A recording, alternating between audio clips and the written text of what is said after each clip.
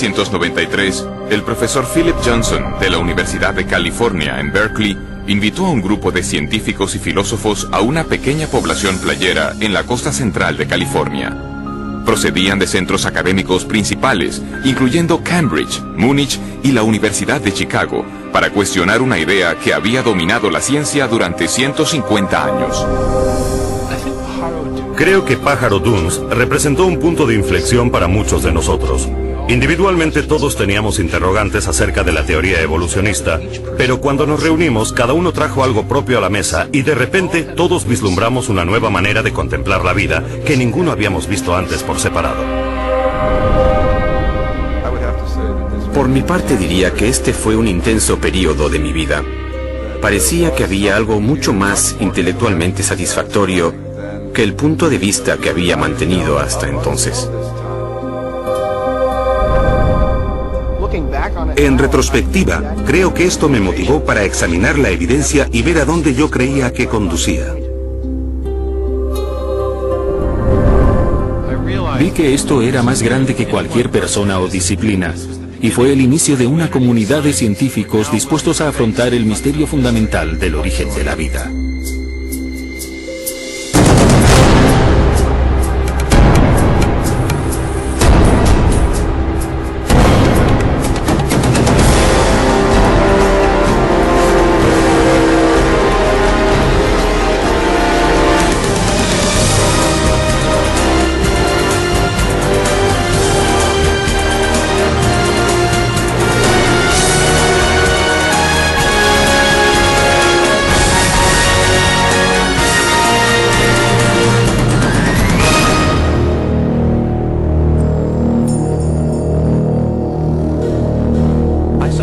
A veces me pregunto cómo es que alguien habla de alguna otra cosa, porque no hay nada más interesante que esto. ¿De dónde venimos? ¿Cómo hemos llegado aquí? ¿Qué nos trajo a la existencia? ¿Cuál es nuestra relación con la realidad como un todo?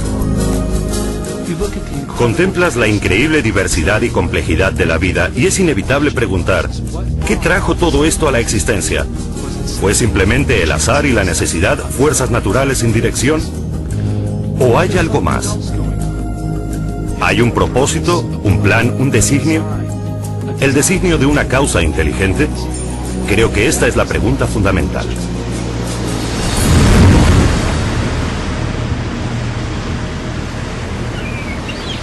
Los científicos de Pájaro Dunes emprendieron un nuevo examen del misterio del origen de la vida, porque cada uno tenía dudas acerca de las ideas evolucionistas generalmente aceptadas.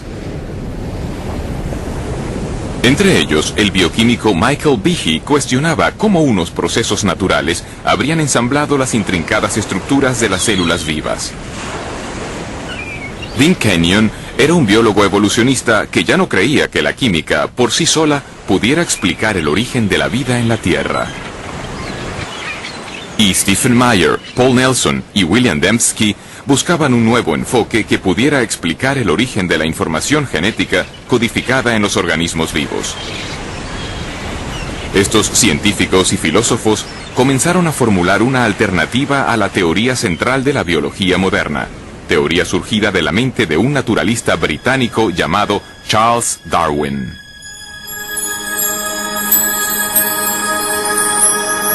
En 1831, Darwin, que a la sazón tenía 22 años, se incorporó a una expedición de exploración de 5 años organizada por el Imperio Británico. Zarpó de Inglaterra en la goleta HMS Beagle, navegó alrededor del extremo sur de América del Sur, luego se dirigió rumbo al norte, hacia una cadena de islas volcánicas en el Pacífico, las Islas Galápagos.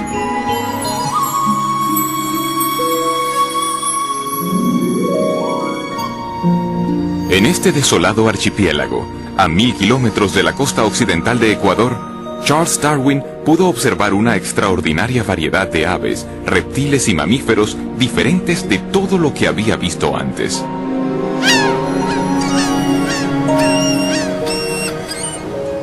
Durante más de un mes, Darwin estudió la vida vegetal y animal, tomó abundantes notas y recogió especímenes. Luego, partió para no volver jamás. Durante 25 años desarrolló una teoría que explicaba el origen de las diversas formas de vida sobre la Tierra. En 1859, Darwin publicó un libro titulado Sobre el origen de las especies. Su impacto sobre la ciencia y a la larga sobre toda la cultura occidental fue espectacular. Darwin argumentó que toda la vida era producto de unas fuerzas naturales sin dirección alguna, el tiempo, el azar y un proceso que él designó como selección natural. Durante 2500 años antes de Darwin, la mayoría de los científicos y filósofos destacados, personas como Platón, Newton o Kepler, habían contemplado el mundo como resultado de alguna clase de designio o plan. Pero con la idea de la selección natural de Darwin, se da un giro radical y se pone en movimiento un verdadero cambio en la filosofía científica. Darwin no fue el primer científico en proponer una teoría de la evolución, pero sí fue el primero en proponer un mecanismo naturalista plausible que podía producir un cambio biológico a lo largo de inmensos periodos de tiempo. Para comprender cómo actúa la selección natural, consideremos las poblaciones de pinzones que Darwin encontró en las Islas Galápagos. 13 especies de pinzones habitan en las Islas Galápagos y varían sutilmente por lo que respecta a tamaño corporal y a la forma del pico. Darwin volvió a Inglaterra con 9 especies diferentes de estos pájaros. Según la teoría darwinista contemporánea, las diferencias en los tamaños y en las formas de los picos de los pájaros son el resultado directo de la selección natural. Un ejemplo que se cita a menudo es el de especies de pinzones granívoros.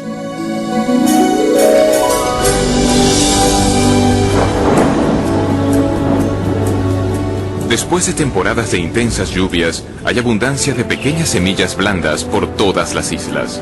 Los pájaros con picos cortos pueden conseguir alimento con facilidad.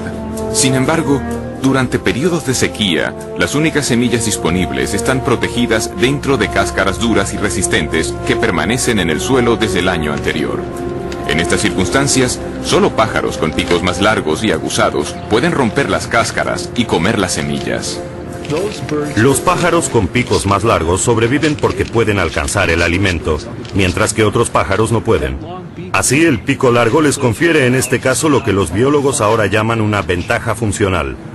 Desafortunadamente, los pinzones con picos más pequeños mueren de hambre por no poder alcanzar el alimento. Si las condiciones de sequía persisten, el medio causa un cambio en los rasgos de toda la población de pinzones. Con el paso del tiempo, los picos largos pasan a sucesivas generaciones porque estos picos capacitan a los pájaros para sobrevivir. La selección natural era una idea convincente. Las variaciones físicas que resultaban ventajosas eran heredadas por generaciones sucesivas. Por medio de este proceso se alteraban las poblaciones y, con el paso del tiempo, surgirían organismos fundamentalmente diferentes, sin ninguna clase de dirección inteligente. Darwin quería explicarlo todo en la historia de la vida en términos de procesos naturales, no inteligentes, carentes de designio. Y cuando buscó una explicación, lo que encontró fue que un proceso que podía observar en las poblaciones domesticadas también funciona en el ambiente natural. Darwin conocía bien la crianza doméstica de animales. Él mismo había estudiado la crianza de palomas y sabía que, durante siglos, los criadores habían logrado cambios espectaculares en poblaciones seleccionando ciertos ejemplares. Darwin solo sugirió que este mismo proceso también opera en el ámbito natural. Para Charles Darwin, la selección natural explicaba la apariencia de designio sin un diseñador. Ya no había más necesidad de invocar una causa inteligente para la complejidad de la vida. De hecho, la selección natural pasó a ser como un diseñador sustituto. En la actualidad, el darwinismo se da generalmente por sentado en el campo científico y en el mundo académico. Sin embargo, y a pesar de su amplia aceptación, un creciente número de científicos y eruditos, incluyendo los que se reunieron en Pájaro Dunes, están cuestionando aspectos clave de la teoría darwinista. Cuando nos reunimos en Pájaro Dunes, desde luego no estábamos de acuerdo en todo, pero compartíamos una verdadera insatisfacción con el mecanismo de la selección natural y con el papel que se le daba en las explicaciones biológicas. La selección natural es un proceso real y funciona para explicar ciertas clases limitadas de variación. los cambios a pequeña escala. De hecho, tenemos muchos ejemplos de eso. Para lo que no funciona bien es para explicar lo que Darwin creía que podría explicar, la verdadera complejidad de la vida. Tenemos un pico de pinzón, y luego tenemos el pinzón mismo. Un pequeño cambio en la estructura del pico frente al origen del organismo como tal. Son fenómenos de escala diferente. Son problemas de clase diferente. Y el problema importante para la biología es comprender dónde funciona la selección natural y dónde no funciona, y el por qué. La evidencia es muy convincente, y todos teníamos la sensación de que si dejábamos que la evidencia hablase por sí misma, nos llevaría en una dirección muy diferente, que nos alejaría de la selección natural hacia una conclusión distinta acerca del origen y de la naturaleza de la vida sobre la Tierra.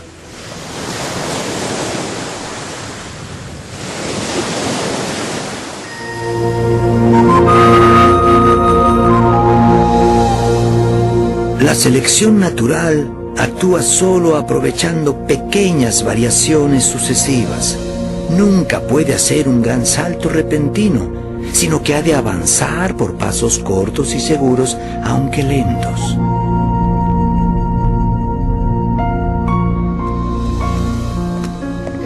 Es realmente interesante observar que cuanto más sabemos acerca de la vida y acerca de la biología, tantos más problemas tiene el darwinismo y tanto más evidente se hace el designio. Desde 1988, el Dr. Michael Behe ha investigado sistemas biológicos complejos que parecen desafiar la explicación de la selección natural. Durante muchos años creí que la evolución darwinista explicaba lo que veíamos en biología. No porque yo viera cómo podía verdaderamente explicarlo, sino porque me dijeron que lo explicaba.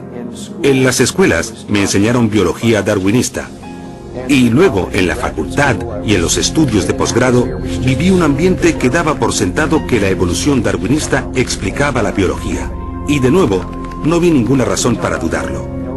No fue sino hasta hace unos 10 años que leí un libro llamado Evolución, una teoría en crisis, de un genetista australiano llamado Michael Denton, donde exponía una gran cantidad de argumentos científicos contra la teoría darwinista que yo nunca había oído antes. Y los argumentos parecían bastante convincentes. En ese momento comencé a sentirme un poco molesto porque pensaba que me habían estado guiando por un camino falso. Aquí había una buena cantidad de sólidos argumentos, y yo había hecho el doctorado en bioquímica, era miembro de la facultad, y nunca había ni oído hablar de estas cosas. Y así, a partir de ese momento, me interesé en el tema de la evolución, y desde entonces he decidido que los procesos darwinistas no son toda la explicación para la vida. El escepticismo de Michael Behe parte en buena medida de lo que la moderna biología ha descubierto acerca de la unidad más fundamental de la vida, la célula. En el siglo XIX, en vida de Darwin, los científicos creían que la base de la vida, la célula, era un simple glóbulo de protoplasma, como un pequeño fragmento de gelatina o algo que no era difícil de explicar en absoluto. Esta percepción no cambió demasiado hasta los 50, pero a lo largo de la última mitad del siglo XX, nuestro conocimiento de la célula ha avanzado de manera formidable.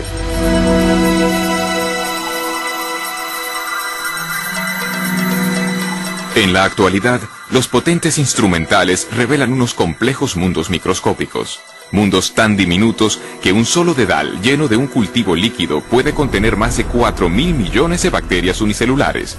Cada una de ellas repleta de circuitos, instrucciones de ensamblaje y máquinas miniaturizadas, de tal complejidad que Charles Darwin jamás pudo haberse imaginado. En la misma base de la vida, donde las moléculas y las células realizan su función, hemos descubierto máquinas, literalmente máquinas moleculares. Hay diminutos camiones moleculares que transportan suministros de una parte a otra de la célula. Hay máquinas que capturan la energía de la luz solar y la transforman en energía utilizable. Hay tantas máquinas moleculares en el cuerpo humano como funciones realiza. De modo que cuando uno piensa en el oído, la vista, el olfato, el gusto, el tacto, la coagulación de la sangre, la acción respiratoria, la respuesta inmunológica, todo esto exige una multitud de máquinas.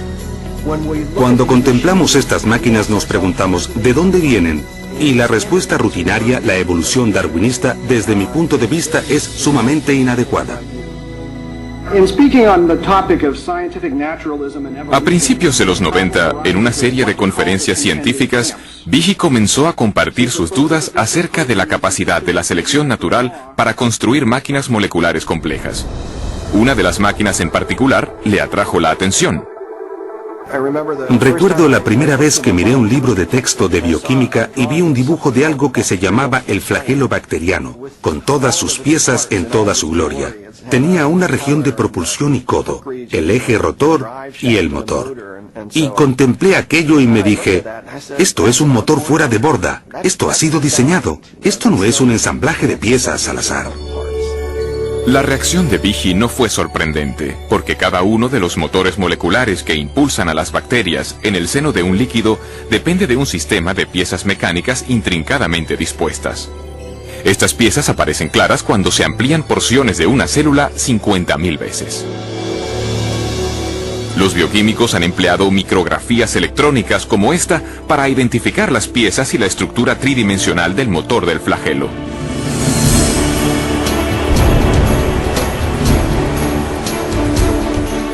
Con esta investigación han desvelado una maravilla de ingeniería a escala miniaturizada. Howard Berg, de Harvard, lo ha designado como la máquina más eficiente del universo.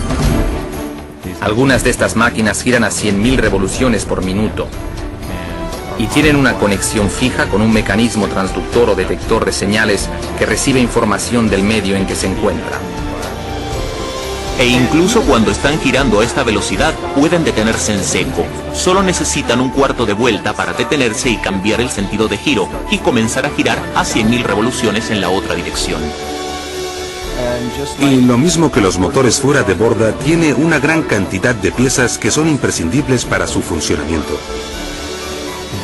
El flagelo bacteriano, 2 marchas, adelante y atrás, con refrigeración por agua, movido por energía protónica, tiene un estator, un rotor, una articulación en U, un eje propulsor y una hélice, y funcionan como estas piezas de maquinaria. No es por comodidad que les damos estos nombres, es que estas son verdaderamente sus funciones. Desde su descubrimiento, los científicos han tratado de comprender cómo la selección natural podría producir un motor giratorio. Hasta ahora no han sido capaces de ofrecer ninguna explicación darwinista detallada. Para ver por qué, debemos comprender una característica de las máquinas moleculares que se conoce como complejidad irreducible. La complejidad irreducible es un término acuñado por Michael Behe en su descripción de estas máquinas moleculares. Básicamente lo que enuncia es que se tiene una multiplicidad de piezas para la composición de cualquier organela o sistema dado dentro de una célula, todas ellas necesarias para la función. Es decir, si se elimina una pieza, el sistema pierde su función. La idea de la complejidad irreducible se puede ilustrar mediante una conocida máquina no biológica, una ratonera.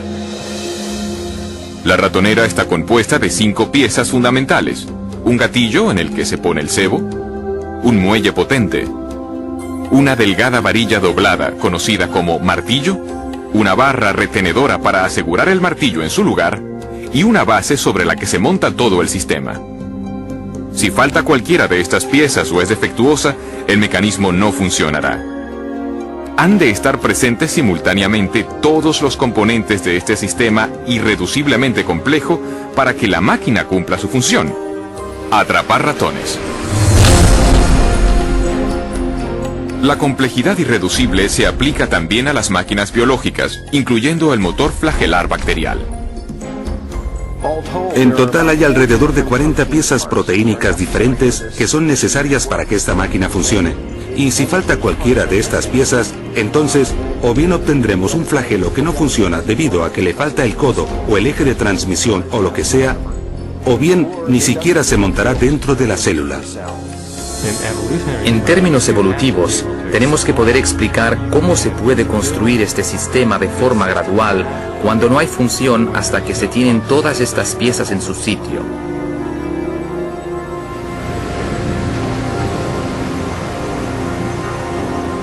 La complejidad irreducible de las máquinas moleculares plantea un enérgico desafío al poder de la selección natural. Según la teoría de Darwin, incluso las estructuras biológicas muy complejas, como un ojo, un oído o un corazón, pueden construirse gradualmente a lo largo del tiempo en pequeños incrementos.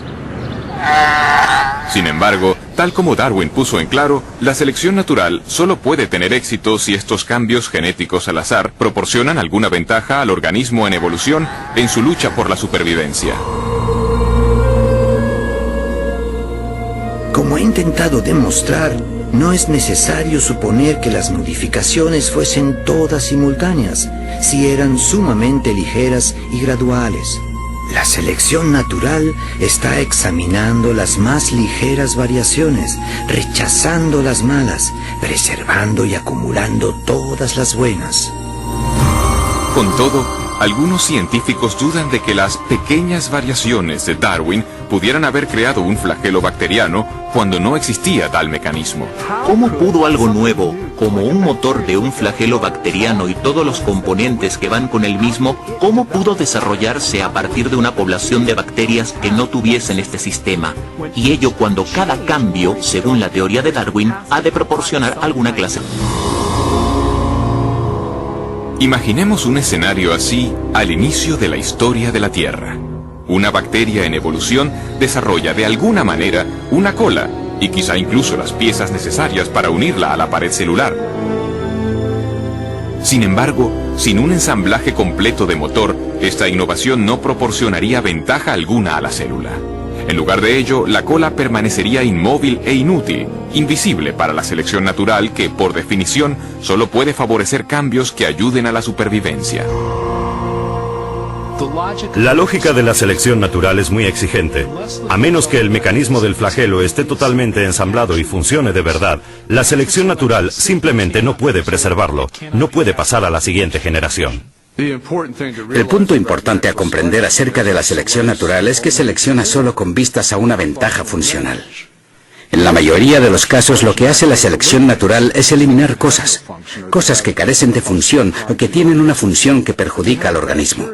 De modo que si se tuviese una bacteria con una cola que no funciona como flagelo, lo más probable es que la selección natural la eliminase. La única manera en que un flagelo sea seleccionado es que el flagelo funcione, y esto significa que todas las piezas del motor han de estar en su sitio para empezar. De modo que la selección natural no puede producir el flagelo bacteriano, solo puede actuar después de que el flagelo está ahí y es operativo. En 1996, Michael Behe publicó un libro titulado La caja negra de Darwin. En esta obra argumenta que la selección natural, el diseñador sucedáneo de Darwin, no puede explicar el origen del flagelo bacteriano, ni de ningún otro sistema biológico irreduciblemente complejo. En lugar de ello, Behe llegó a la conclusión de que la complejidad integral de estos sistemas indica un designio inteligente. La caja negra de Darwin de inmediato suscitó controversia. Más de 75 publicaciones, incluyendo algunos de los principales diarios y revistas científicas del mundo, publicaron reseñas. Algunos científicos elogiaron el libro de Behe. Otros lo desecharon como acientífico y con motivaciones religiosas. Los críticos de Behe también insistieron en que había subestimado el poder de la selección natural. Argumentaron que el motor flagelar podría haber sido construido con piezas empleadas para construir máquinas más simples, como esta bomba celular usada. Si los componentes de la bomba ya existían, podrían haber sido preservados por la selección natural ya antes que surgiera el motor bacteriano. Esta teoría recibe el nombre de coopción. Esto básicamente significa que la evolución o la selección natural pudo en cierto momento tomar prestados componentes de una máquina molecular y utilizar algunos para construir una nueva. Scott Minnick ha estudiado el motor flagelar durante 20 años. Su investigación le ha llevado a cuestionar el argumento de la coopción. Con el flagelo bacteriano, hablamos de una máquina con 40 piezas. Sí, es cierto que 10 están empleadas en otras máquinas moleculares, pero las otras 30 son peculiares. Así que, ¿de dónde las vamos a tomar prestadas? Al final tendremos que explicar la función de cada una de ellas como si originalmente hubieran tenido otro propósito. Este argumento solo se puede seguir hasta el punto en que nos encontramos con el problema de que estamos tomando prestado de ninguna parte. Pero incluso si se concede que se tienen todas las piezas necesarias para construir una de estas máquinas, esto es solo parte del problema. Quizá más complejo, me parece a mí que más complejo, es el tema de las instrucciones de montaje. Esto nunca lo abordan los oponentes del argumento de la complejidad irreducible. Los estudios del motor flagelar han desvelado niveles aún más profundos de complejidad, porque su construcción demanda no solo unas piezas específicas, sino también una secuencia precisa de ensamblaje. Las piezas deben fabricarse en el momento oportuno, con la cantidad apropiada de componentes. Deben ensamblarse secuencialmente. Hay que poder saber si se han ensamblado correctamente para no malgastar energía en una estructura que no va a ser funcional. La construcción de una máquina molecular ha sido comparada con la edificación de una casa. Los obreros siguen unos planos e instrucciones detalladas de ensamblaje. Los cimientos de la casa se echan antes de levantar las paredes. Las tuberías y la electricidad se instalan antes del acabado. Las ventanas antes del recubrimiento de las paredes. Y las tejas se ponen solo después de la primera cubierta impermeable del tejado. Y así sucede con la construcción del motor flagelar. Esta estructura se construye de dentro hacia afuera. Se cuenta la cantidad de componentes en una estructura anular de un estator, y cuando esto queda ensamblado, se recibe una realimentación que dice, vale, no más de este componente. Se añade el eje, se añade un anillo, se añade otro eje, y cuando la articulación en U ha llegado a un cierto tamaño y a un cierto grado de curvatura, esto se cierra, y luego empiezan a añadirse los componentes para el propulsor. Todos estos componentes se ensamblan en una secuencia precisa, tal como se hace con el edificio.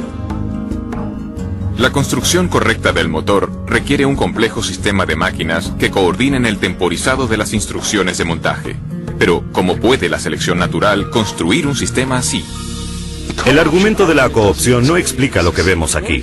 Para poder construir el mecanismo del flagelo o decenas de miles de otros mecanismos semejantes en la célula, son necesarias otras máquinas que regulen el ensamblaje de estas estructuras, y estas máquinas precisan de otras máquinas para su ensamblaje.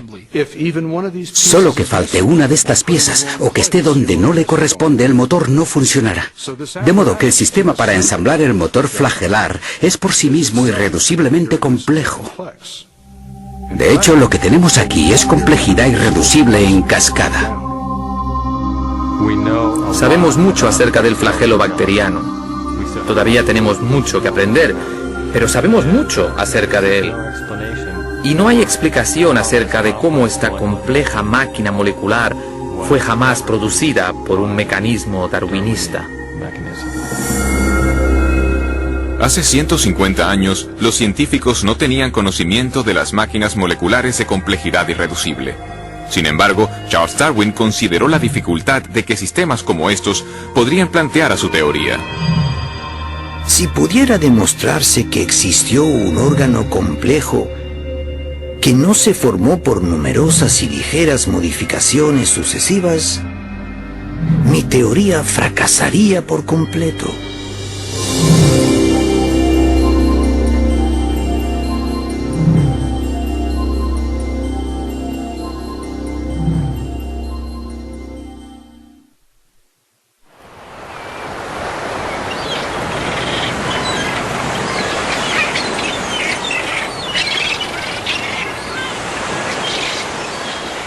En biología, de hecho, hay dos grandes interrogantes. ¿Cómo se consiguen nuevas formas vivientes con nuevas estructuras como alas y ojos a partir de vida que ya existe? Y segundo, ¿cómo se originó la vida en la Tierra por primera vez? Hoy sabemos que Darwin pasó la mayor parte de su vida formulando una respuesta a la primera pregunta.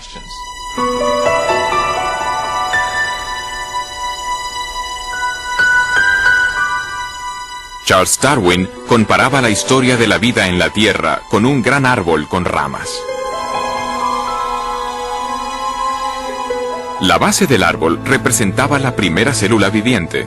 y las ramas eran nuevas formas de vida más complejas que habían evolucionado a partir del primer organismo primitivo.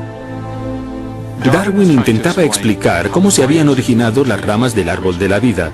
Intentaba mostrar cómo la selección natural pudo haber modificado los organismos existentes para producir la gran diversidad de vida vegetal y animal que llena hoy la Tierra.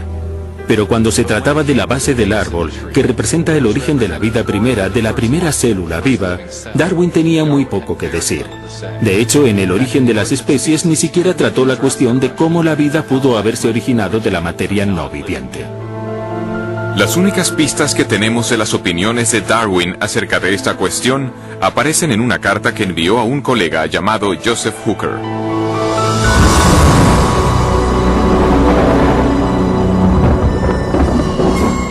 Por lo que respecta a la primera producción de un organismo viviente, sí, y oh, qué gran sí, pudiéramos imaginarnos en algún pequeño y cálido estanque con toda clase de sales amoniacales y fosfóricas, luz, calor y electricidad presentes, que se formase químicamente un compuesto proteínico listo para sufrir cambios aún más complejos. Hoy esta materia sería devorada al instante, pero puede que esto no fuese así antes que se formasen criaturas vivientes. En los últimos años de su vida, Darwin hizo poco por desarrollar su idea de que hubiera surgido una célula primitiva de compuestos químicos simples en las aguas primordiales de la Tierra primitiva. Pero más adelante, en los años 20 y 30, un científico ruso llamado Alexander Oparin formuló una detallada teoría acerca de cómo esto hubiera podido suceder, y la llamó evolución química. Oparin creía que podía explicar el origen de la primera vida con los principios darwinistas. Imaginó unos compuestos químicos simples que se combinaban y recombinaban para formar moléculas mayores, y estas moléculas más grandes se organizaban a sí mismas con la ayuda de variaciones al azar y de la selección natural para constituir la primera célula primitiva. En las 3 décadas siguientes, muchos científicos trabajaron para desarrollar y afinar estas ideas, mientras ponderaban las cuestiones suscitadas, tanto por Oparin como por Darwin. ¿Cómo pudo evolucionar la vida a partir de unos compuestos químicos simples? Un hombre creyó que lo sabía. El problema de los orígenes biológicos, por un largo tiempo diría yo, ha sido de un profundo interés para mí precisamente por la escala del problema, por su importancia. ¿De dónde venimos? ¿Por qué estamos aquí? Toda esa clase de preguntas exploradas desde el punto de vista de la ciencia natural. Desde finales de los 60 hasta principios de los 80, Dean Kenyon fue uno de los teorizadores químicos evolucionistas del mundo. Y como otros en su campo, intentaba explicar el origen de la vida por medio de un proceso puramente natural. En 1969, Kenyon fue coautor de un importante libro sobre el origen de la vida.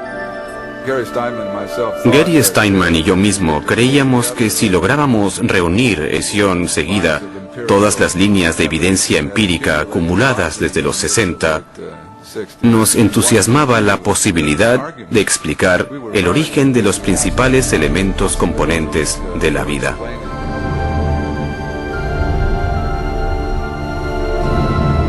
A pesar de su optimismo, Kenyon se enfrentaba con un problema importante. Para explicar el origen de la vida, debía antes explicar el de los ladrillos esenciales de cada célula que ha existido sobre la Tierra. Las grandes y complejas moléculas llamadas proteínas.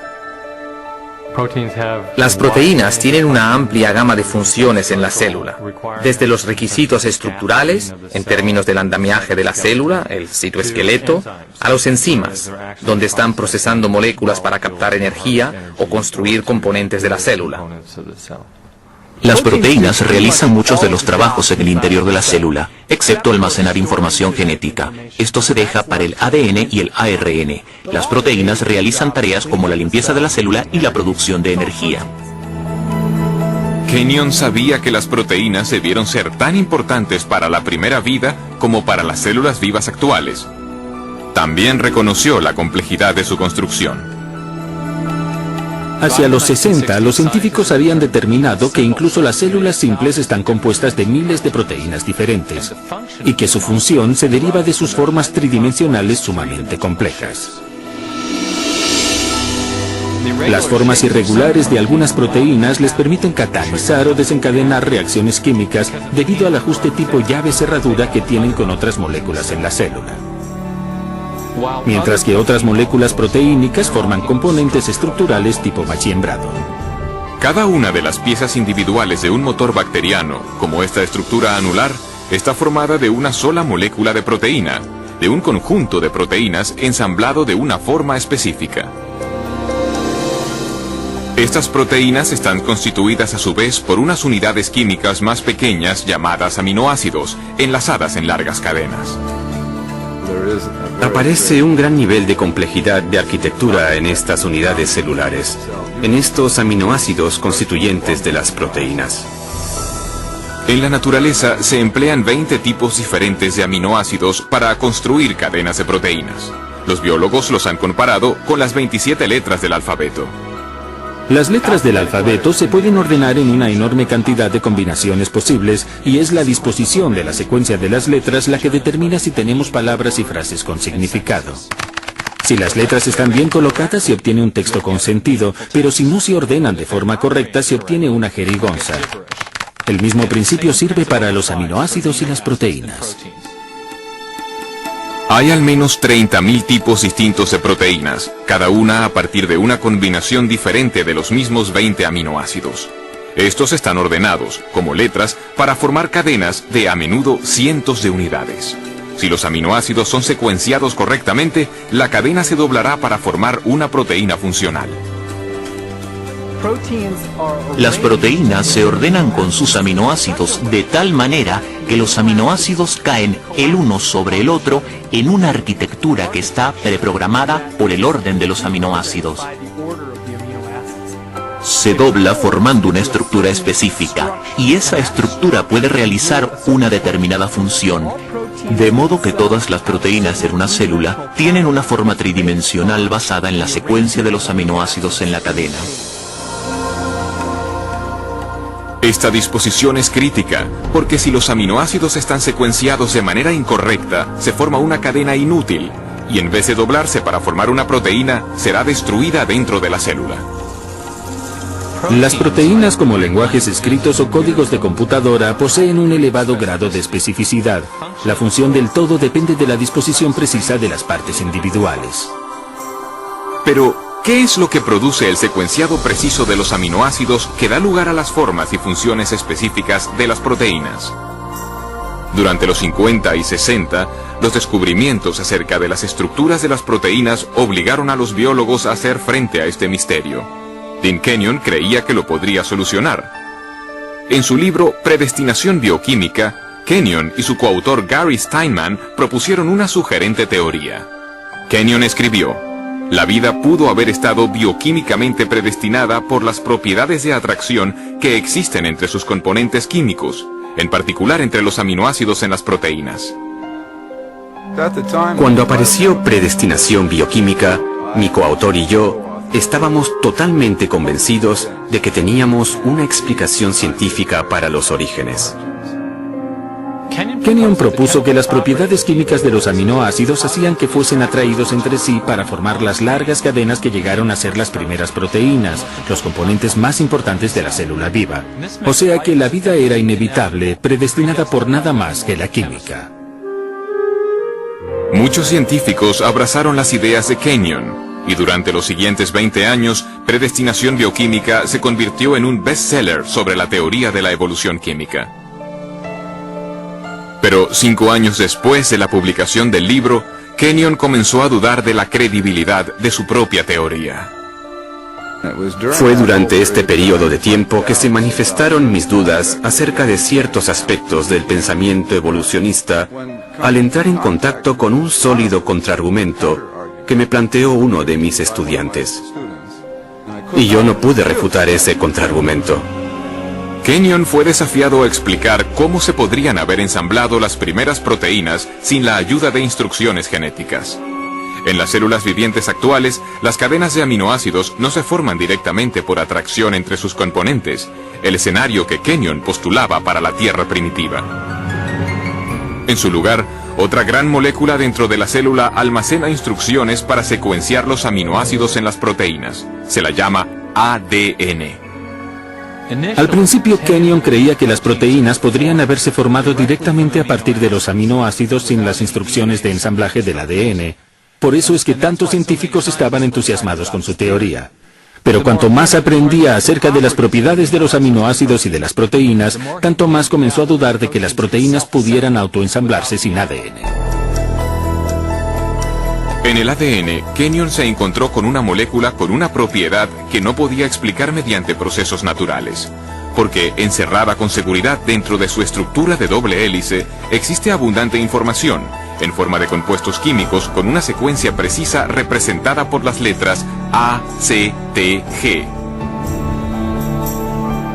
En un lenguaje escrito, la información se comunica por un ordenamiento preciso de las letras. De la misma manera, las instrucciones necesarias para ensamblar aminoácidos, para formar proteínas, son transmitidas por las secuencias de componentes químicos ordenados a lo largo de la estructura del ADN. Este código químico ha sido llamado el lenguaje de la vida, y es el conjunto de información más compacto y elaborado al menor detalle en todo el universo conocido.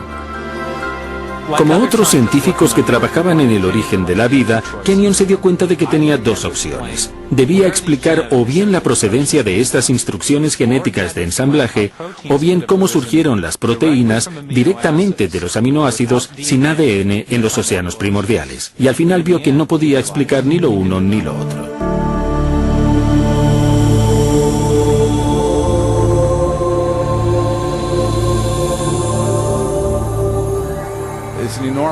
Es un enorme problema cómo hubiera podido reunirse en un diminuto volumen submicroscópico del océano primitivo todos los cientos de diferentes componentes moleculares que se necesitarían para establecer un ciclo de autorreplicación. Y así fue como mis dudas acerca de si los aminoácidos podrían ordenarse a sí mismos en secuencias biológicas con significado, sin la presencia de un material genético preexistente, llegaron, para mí, a un punto intelectual decisivo hacia el final de la década de los 70. Mientras Kenyon reevaluaba su teoría, nuevos descubrimientos bioquímicos debilitaron más aún su convicción de que los aminoácidos se organizaran ellos solos para formar proteínas. Cuanto más efectuaba mis propios estudios, incluyendo un periodo en el Centro de Investigaciones Ames de la NASA, tanto más evidente se hacía que había múltiples dificultades con la explicación de la evolución química. Y el posterior trabajo experimental demostró que los aminoácidos no tienen la capacidad de ordenarse a sí mismos para formar ninguna secuencia biológica con significado. Enfrentado a crecientes dificultades con su propia teoría y a un creciente cuerpo de datos científicos acerca de la importancia del ADN, Kenyon se vio forzado a hacer frente a la absoluta necesidad de la información genética. Cada vez más pensaba en la alternativa que se presentaba en la crítica y en el enorme problema que todos los que trabajamos en este campo habíamos descuidado de afrontar, el problema del origen de la información genética misma. Entonces tuve que reexaminar toda mi posición tocante a los orígenes. Para Dean Kenyon, un nuevo interrogante llegó a ser el foco de su investigación en búsqueda del origen de la vida. ¿Cuál era la fuente de la información biológica en el ADN? Si se podía llegar al origen de los mensajes codificados dentro de la maquinaria viviente, entonces habríamos dado con algo intelectualmente mucho más satisfactorio que esta teoría de evolución química. Kenyon se daba cuenta de que las alternativas se iban reduciendo.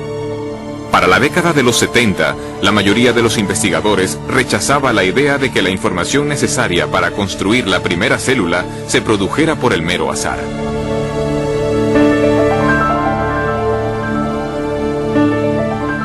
Para comprender la razón, consideremos la dificultad de generar un par de líneas del Hamlet de Shakespeare dejando caer letras del juego Scrabble sobre una mesa. Luego consideremos que las instrucciones genéticas específicas para construir las proteínas ni del organismo unicelular más simple llenarían cientos de páginas de texto impreso. Los biólogos serios que estudian el origen de la vida no creían que ésta hubiera surgido solo al azar. Se imaginaban a la selección natural actuando sobre variaciones al azar entre compuestos químicos para producir la primera vida, pero había un problema con esta propuesta. Por definición, la selección natural no podría haber funcionado antes de la existencia de la primera célula, porque solo puede actuar sobre organismos capaces de reproducirse, las células dotadas de ADN que pasan sus cambios genéticos a generaciones futuras. Sin ADN no hay autorreproducción, pero sin autorreproducción no hay selección natural, de modo que no se puede usar la selección natural para explicar el origen del ADN sin dar por supuesta la existencia de aquella misma cosa que se está tratando de explicar. El azar, la selección natural y su propia teoría de autoorganización. Todo había fracasado para explicar el origen de la información genética. Ahora, Kenyon veía solo una alternativa. No hay ni la más ligera posibilidad de un origen evolutivo químico, ni siquiera para la más simple de las células. De modo que el concepto de un designio inteligente de la vida me resultó inmensamente atractivo y con mucho sentido, ya que coincidía estrechamente con los múltiples descubrimientos de la biología molecular. En los años transcurridos desde el rechazo de la evolución química por parte de Kenyon, la ciencia ha desvelado los detalles de todo un sistema de procesado de la información que lleva la marca del designio inteligente.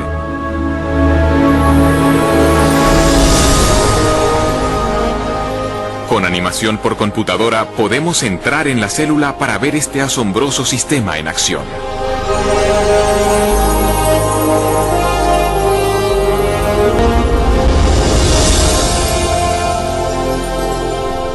Después de entrar en el núcleo de la célula, vemos las hebras de ADN bien enrolladas. Son las bibliotecas de instrucciones necesarias para construir cada proteína en un organismo.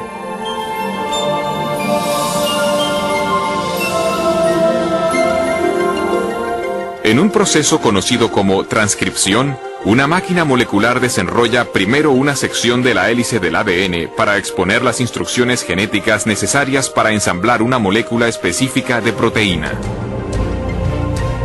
Otra máquina copia luego estas instrucciones para formar una molécula llamada ARN mensajero.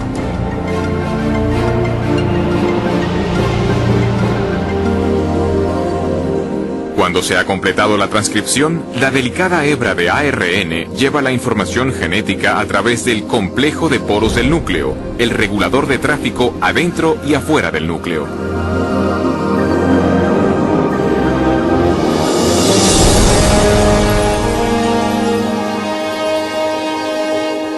La hebra de ARN mensajero se dirige a una fábrica molecular en dos partes llamada ribosoma. Después de fijarse con seguridad, comienza el proceso de traducción.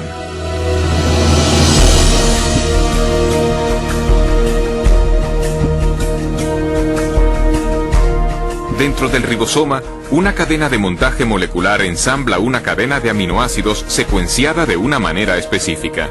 Estos aminoácidos son transportados desde otras partes de la célula y luego son ensamblados en cadenas a menudo de cientos de unidades de longitud. Su orden de secuencia determina la clase de proteína manufacturada.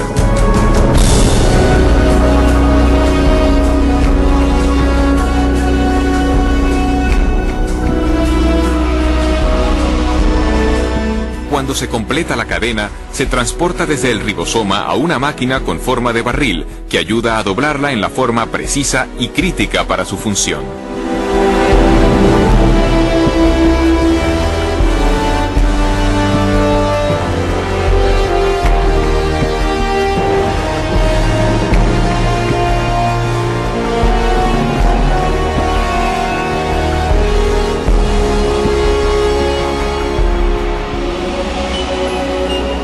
Después que la cadena queda doblada como proteína, es liberada y conducida por otra máquina molecular al lugar exacto donde se la necesita. Uno se queda totalmente asombrado al percibir a esta escala de tamaño un aparato tan finamente ajustado. Un dispositivo que lleva el sello de un diseño y producción inteligentes. Y tenemos los detalles de un inmenso y complejo ámbito molecular de procesado de información genética. Y es precisamente en este nuevo campo de la genética molecular que vemos la evidencia más convincente de designio en la Tierra.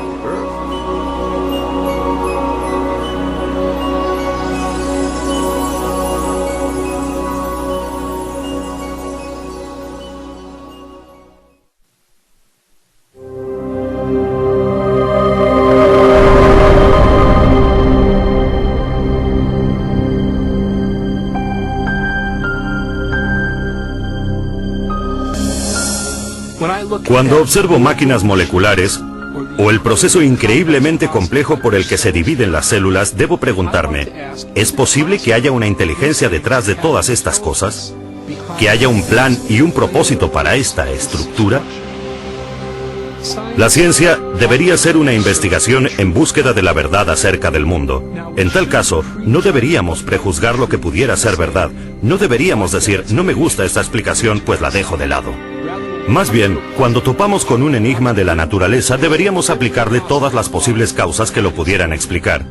Uno de los problemas que tengo con la teoría de la evolución es que excluye artificialmente un tipo de causa incluso antes de que la evidencia haya tenido la posibilidad de hablar, y la causa que se excluye es la inteligencia. Desde finales del siglo XIX, desde la época de Darwin, de hecho en parte debido a la obra de Darwin, El origen de las especies, los científicos llegaron a aceptar una definición de ciencia que excluye la posibilidad del designio como explicación científica. Y esta convención tiene un nombre, se llama naturalismo metodológico. Y significa sencillamente que si uno va a ser científico, debe limitarse a explicaciones que recurran solo a causas naturales. No se puede invocar a la inteligencia como causa. Y sin embargo, constantemente deducimos la presencia de inteligencia. Es parte de nuestro razonamiento reconocer los efectos de la inteligencia. Consideremos, por ejemplo, estos mensajes en jeroglíficos tallados en las ruinas de monumentos egipcios. Nadie atribuiría las formas y ordenaciones de estos símbolos a causas naturales, como tempestades de arena o la erosión. Más bien, las reconocemos como obra de antiguos escribas, unos agentes humanos inteligentes. Un razonamiento similar nos lleva a concluir que las misteriosas figuras de piedra de la isla de Pascua no se formaron por la acción del viento y del agua durante largos espacios de tiempo. Tampoco pretendemos que las plantas puedan adquirir estas formas tan familiares sin alguna clase de dirección inteligente. Constantemente hacemos estas inferencias, y sabemos que son correctas, pero la cuestión es, ¿en base a qué sacamos estas conclusiones? ¿Cuáles son los rasgos que nos permiten reconocer la inteligencia? Recientemente, en su libro La inferencia del designio, el matemático William Dembski ha hecho un importante avance en la comprensión del razonamiento acerca del designio. Dembski ha identificado los rasgos específicos de los artefactos que nos llevan a reconocer una actividad inteligente previa. Llegué a esto intentando examinar cómo razonamos acerca del designio. ¿Cuáles son los pasos lógicos que seguimos para llegar a la conclusión de que hay designio en algo? De modo que lo que estoy intentando es establecer unos criterios fiables, empíricos y científicamente rigurosos para decidir si algo es realmente resultado de un designio. Estaba examinando la lógica de esta cuestión, y lo que descubrí es que se necesita improbabilidad y especificación, la clase correcta de diseños objetivos. Según Dembski, los humanos detectamos correctamente la actividad de la inteligencia cuando observamos un objeto o sucesos sumamente improbables, que además concuerdan con un diseño reconocible. Precisamente es esta clase de diseño la que se encuentra en los Montes Negros de Dakota del Sur. Si uno viaja por el oeste americano, puede ver una gran diversidad de formas en las laderas montañosas, y la mayor parte no tiene ningún sentido. Son solo rocas dispuestas de diversas formas. Pero lo que no ve en laderas montañosas son los rostros de Lincoln, Jefferson, Teddy Roosevelt y George Washington. El único lugar donde se ve esto es en Dakota del Sur, y la razón de que estén ahí es que un escultor excéntrico decidió que quería honrar a estos presidentes pasando la mayor parte de su vida tallando sus rostros en la ladera de este monte. Este diseño es improbable. Una ladera aleatoria es también improbable, pero una ladera aleatoria no especifica nada. Pero sabemos que hubo 4 personas que fueron presidentes de los Estados Unidos que tenían unos rostros con unos rasgos determinados, y estos rasgos en las montañas de Dakota del Sur concuerdan con los que aparecen en otras partes. Si miro los rostros, reconozco al momento que concuerdan con los de los 4 presidentes conocidos por las monedas, o retratos en la National Gallery, o por ilustraciones en libros. Y así comprendo que en el Monte Rushmore no solo tenemos una configuración rocosa sumamente improbable, sino una que concuerda con un diseño dado independiente y que indica inteligencia de forma fiable. Así tenemos una pequeña probabilidad, especificación. Es designio.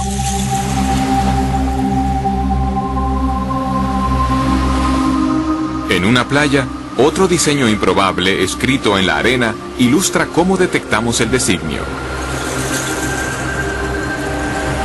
Nadie inferiría que este mensaje fue escrito por el movimiento de las mareas. Al contrario, por las características de este diseño, identificamos las palabras como producto de la inteligencia. Este ordenamiento improbable también se ajusta a un diseño dado independientemente, esto es, las formas de las letras que reconocemos del alfabeto latino y las palabras que conocemos del vocabulario inglés. Y de este modo es la improbabilidad de esta disposición, junto al hecho de que se ajusta a una pauta dada independientemente, lo que lleva a la conciencia de que hay un designio. Esta ilustración sugiere que los criterios de William Dembski para la detección del designio, una probabilidad pequeña y especificación, son esencialmente equivalentes a información. El tipo de información presente no solo en imágenes, textos escritos y secuencias, sino también codificada en software y en las ondas radioeléctricas. La capacidad de detectar información en transmisiones electromagnéticas ha posibilitado una singular búsqueda de inteligencia. Durante más de 3 décadas, astrónomos del programa SETI, Búsqueda de Inteligencia Extraterrestre, han rastreado señales de radio del espacio exterior para intentar descubrir pautas llenas de información. Normalmente, los radiotelescopios reciben ruido aleatorio o señales repetitivas producidas de modo natural por estrellas, galaxias y otros cuerpos celestes. Pero los astrónomos reconocen que si llegan a identificar una señal portadora de información, esto confirmaría la existencia de vida inteligente más allá de la Tierra. Algunos han especulado que una civilización extraterrestre podría haberse intentado comunicar transmitiendo mensajes en el lenguaje universal de las matemáticas, quizá mediante una pauta reconocible, como una serie de números primos. Esto no se obtendría por azar. Se necesitaría complejidad o improbabilidad, muchísimos números primos y una pauta. Tendría que ser justo la pauta adecuada, no la que uno imponga, sino una que esté ahí objetivamente. Hasta hoy, el SETI ha fracasado en su intento de descubrir cualquier pauta o información que pudiera indicar una inteligencia en una galaxia lejana.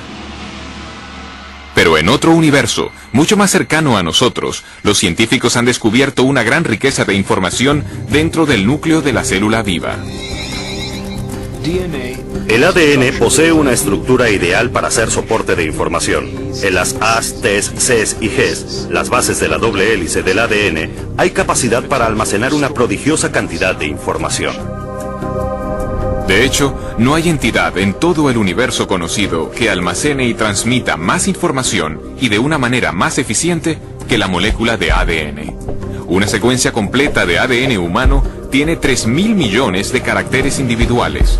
El análisis de las zonas de codificación de la molécula del ADN muestra que sus caracteres químicos tienen un orden específico que les permite comunicar instrucciones o información detalladas, muy parecido a letras en una frase o a dígitos binarios en un código de computadora. Bill Gates dijo que el ADN es como un programa de computadora, pero más complejo que cualquiera que hayamos podido desarrollar. Y si lo pensamos siquiera por un minuto, resulta una observación de lo más sugerente. Porque sabemos que Bill Gates no emplea el viento, ni la erosión, ni generadores de números aleatorios para crear su software. Él emplea ingenieros inteligentes, ingenieros de sistemas computacionales. Así, todo lo que sabemos en nuestra experiencia sugiere que los sistemas ricos en información surgen del designio inteligente. Pero ¿qué hacemos del hecho de que hay información en la vida, en cada célula viva de cada organismo vivo? Este es el misterio fundamental. ¿De dónde procede esta información?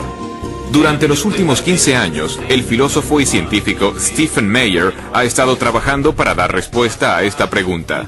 Meyer ha desarrollado un argumento para demostrar que el designio inteligente proporciona la mejor explicación para el origen de la información necesaria para construir la primera célula viva. Forma parte de nuestra base de conocimiento que los agentes inteligentes pueden producir sistemas ricos en información. De modo que este argumento no se basa en lo que no sabemos, sino que se basa en lo que sí sabemos acerca de la estructura de causa y efecto del mundo. Hoy en día sabemos que no hay explicación naturalista, que no existe ninguna causa natural que produzca información. Ni la selección natural, ni procesos de autoorganización, ni el puro azar. Pero sí que sabemos de una causa capaz de producir la información, y es la inteligencia. Así que cuando alguien infiere designio por la presencia de información en el ADN, de hecho está haciendo lo que en las ciencias históricas se denomina una inferencia hacia la mejor explicación. De modo que cuando encontramos un sistema rico en información en la célula, concretamente en la molécula de ADN, podemos inferir que una inteligencia entró en juego en su origen, incluso aunque no estuviéramos allí para observar el origen del sistema. El trabajo de Meyer sobre el origen de la información genética forma ahora parte de un creciente alegato científico en favor del designio, surgido de una reunión de científicos y filósofos en la costa central de California en 1993. Su objetivo era reexaminar una idea que había dominado la biología durante más de un siglo. Durante el proceso concibieron una teoría que se ha conocido como designio inteligente. Para mí, la gran promesa del designio es que nos da un nuevo instrumento y una explicación que pertenecen al conjunto de instrumentos de la ciencia. Las causas inteligentes son reales, dejan evidencia de su existencia. Y una ciencia sana es una ciencia que busca la verdad y que deja que la evidencia hable por sí misma. El argumento a favor del designio inteligente se basa en una observación de los hechos. Ahora bien, esta es mi definición de buena ciencia. Es observación de los hechos. Y cuando se observan los hechos, como lo hizo Michael Behe, ¿qué es lo que se observa? Se observa este increíble diseño de complejidad interrelacionada. Y la forma como llegamos a la conclusión de un designio inteligente para el flagelo bacteriano es la misma que para un motor fuera de borda. En el fuera de borda vemos cómo las piezas interactúan y sabemos que esto lo hizo alguien. El razonamiento es el mismo para las máquinas biológicas, de modo que la idea del designio inteligente es totalmente científica. Desde luego, puede que tenga implicaciones religiosas, pero no depende de premisas religiosas.